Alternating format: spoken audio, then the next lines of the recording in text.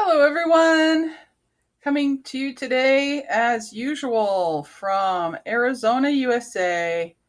Hoping to share with you about the balance between consistency and variability as it applies to setting and meeting goals. In other words, getting things done. So, as an example, I'm going to use watering orchids. So I was happy after multiple decades of disability and not being able to have plants in my environment due to the mold spores that get sent out from the soil when watering, to have discovered orchids that only need to be watered once a week and store water in their roots and often are planted in chips of tree bark. I'm imagining it's tree bark. So it doesn't provide the same environment for breeding molds that other kinds of houseplants that need more frequent watering do. So in this case, the target for watering the orchids is once a week. So to make that easier for me, I just set that as Friday. And I have to build in some wiggle room because I can't always get it done on Friday. Sometimes it happens Thursday, sometimes Saturday, Sunday, or Monday, sometimes even Tuesday, and I think once or twice it's even gone as long as Wednesday of the following week. So some might ask, and I have personally been asked by myself and others at times, well, why can't you get that done? It's such a little thing. And whether that question is asked out of curiosity, out of astonishment, out of incomprehension, or disbelief that something so seemingly simple could really be so hard to do. And the answer is that, yeah, it can really be that hard to do. Believe it or not. Anyway, okay, take a breath.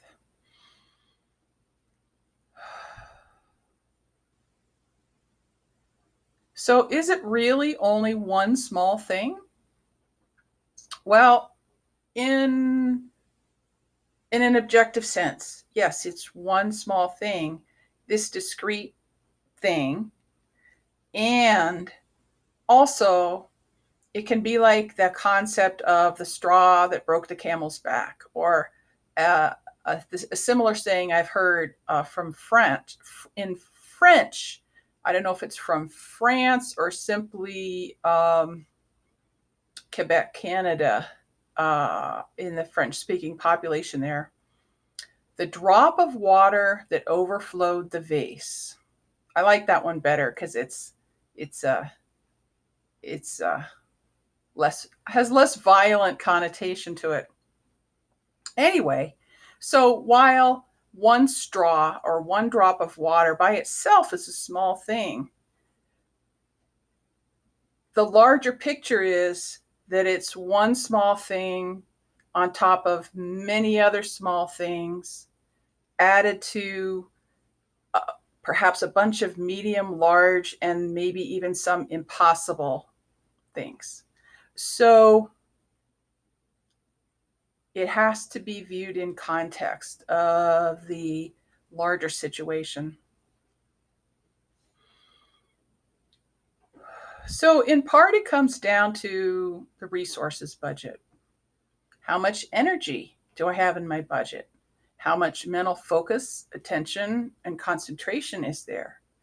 How much physical strength and coordination do I have? And so forth.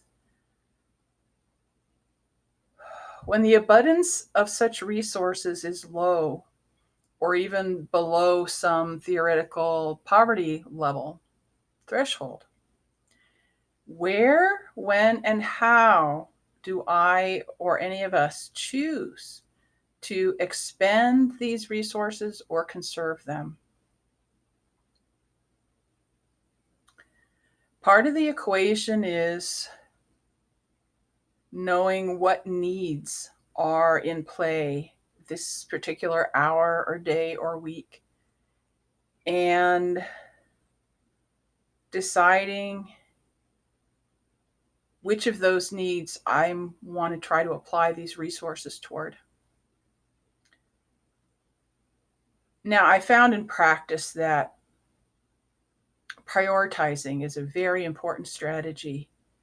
Having an overall priority framework helps me to decide in any particular day or moment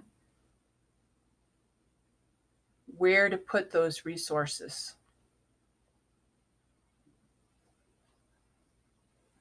Planning helps, although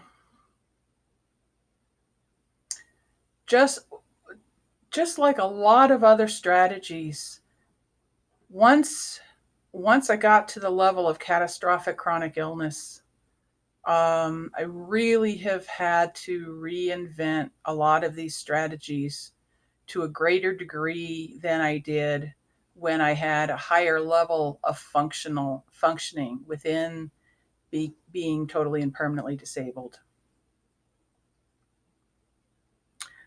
So, particularly planning, the form of planning that's this thing makes sense to do before this thing, which makes sense to do before this thing, which I call the thing before the thing before the thing before the thing before the thing.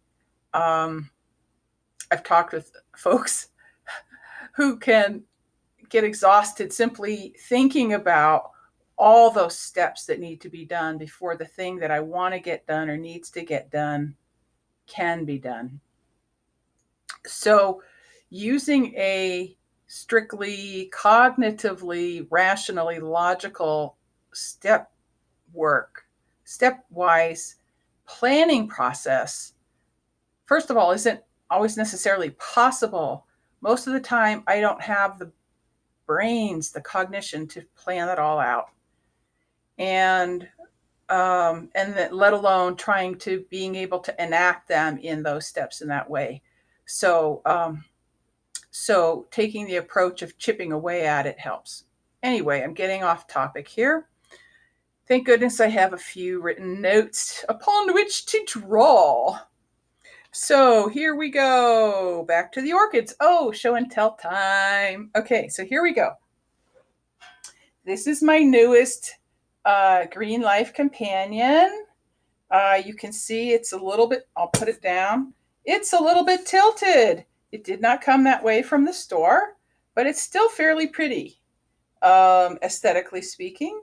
This is my most recent acquisition, and it still has the flowers that were either in bloom or in bud form when I purchased it. See how pretty, pretty flowers, pretty pretties. And so yeah, so this one's still in pretty good shape. The second oldest one, or the second newest one, is this one here, which looks a lot more scrungy. Its flowers are at the end of its life. I just wait for them to fully dry out and drop off before I clip them. This one is much more. This is its second blooming. It had bloomed up in here when I bought it, and then this is in its second blooming since I had it. And this leaf folded itself down in order to get better sunlight in the position it was in. And here's the oldest one that I have. I really love these flowers. I find these ones very, very beautiful. Pretty pretties. And this one looks a lot more scruffy than even the second one does. The leaves generally take a very different orientation when they're in my environment than when they came from the grower. And you could maybe see in the root system. No, I don't think the light's going to show that. Um, Anyway, because of the method I need to use for watering them, the inner pots, I take them out of the outer pot and place them in a bucket I use, an old yogurt container, and sit them in there for their 5 minutes of water soaking. And then I set them in a kitchen sink in the drain at an angle to drip dry for about 2 hours before putting them back in their pots. Most folks don't have to go to that extent. However, it's a method I developed in order to minimize the mold buildup that can happen when the plant is watered in the pot and the water sits in the container. So, what was the point of that besides having fun? Oh, yes, as you can see, they are all still alive. They are definitely surviving, and to some degree, they're thriving. For example, they've all bloomed. Now, the newest one, of course, has not finished its 2 months of blooming, dropped, and rebloomed yet. However, it still looks pretty darn good. They aren't likely to win any beauty contests, but then neither am I. So we're in good hands together. Alrighty, next page. So here we go. So how I address my needs in general is similar to the strategies I use for caring for the orchids. Part of it is recognizing that simple is not necessarily so simple. It might seem simple, and yet there can be more complexities involved, more straws to put in the bundle, more drops of water that need to go in the vase.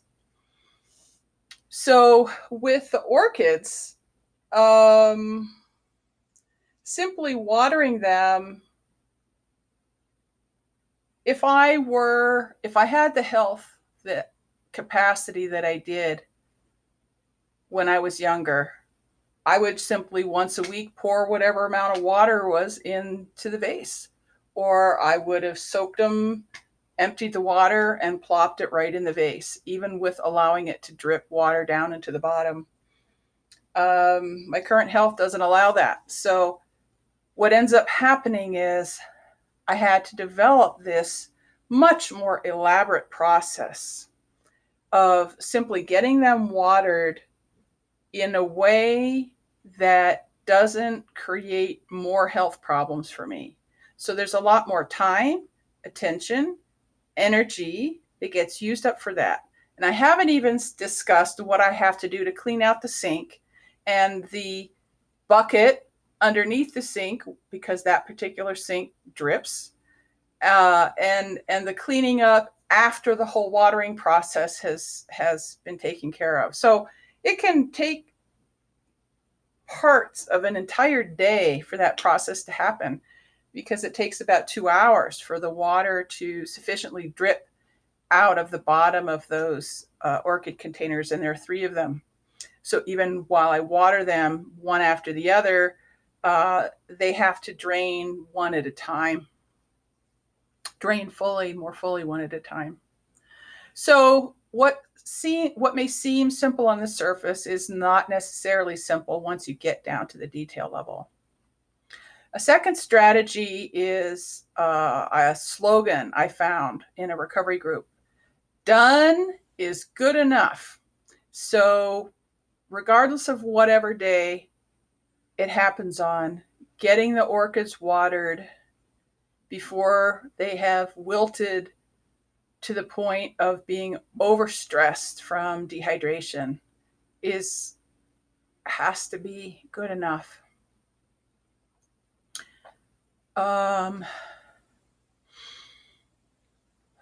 Part of what that speaks to, and why these emotions are coming up right now, is that it speaks to standards of care.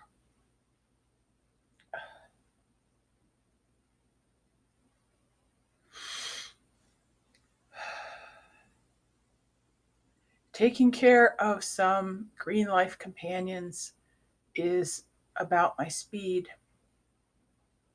I don't know that I'd have the capacity to provide sufficiently for an animal companion. Even been thinking about rats as domesticated rats as a possibility of balance between interactive and cuddly and self sufficient and a lot of other factors. Anyway, part of why I don't have an animal companion like a dog or a cat, aside from the allergy issues, is that I know I would want to provide them with a higher standard of care than I can provide for myself. And I don't have the resources um, to do that. For example, if they needed surgery, something like that.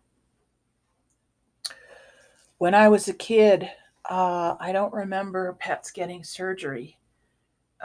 So the standard of care for animal companions has definitely increased over the years. So, well, I think it would be perfectly lovely to have orchid plants that look more pretty. Um, I still find beauty in the ones that I have. So, back to strategies. So, in needing to deal with a balance between consistency and variability, whether it relates to something like self care, um, getting food, eating, taking care of dishes, um, or whatever, I find using a graduated target framework rather than a specific goal very helpful. When I hear the word goal, I tend to think of a race, like a running race, where there's a start line, a run, run, run, run, run, run, run, and then you get to a finish line. And it's like a binary thing. I have either crossed the finish line or I haven't. And if I haven't crossed the finish line, then I failed. I did not meet that goal. If I think of a targeted kind of goal that has graduated components like this, the center would be like Friday, watering the orchids on Friday. That would be like the optimal, the optimal watering day. So, if I watered a day early on Thursday or it's Saturday or even Sunday, then, that's close enough. And if it gets to being Monday or Tuesday, that's less preferable, but that's still, you know, definitely not ideal and yet good enough. And then there's this outer range where it's like when there's a target that's I'm thinking of like the ones from archery where actually came in a round shape. Some come on like a square background. This is the best circles I've got right now. So in my mind, when I see this three nested circles, I also see a border around them because sometimes it doesn't quite make it here. It might be Wednesday when I water the orchids. And you know what? They're still alive. They're still surviving. They're still thriving to a certain degree. So that's done. That's still done, which means it's good enough. Done is good enough.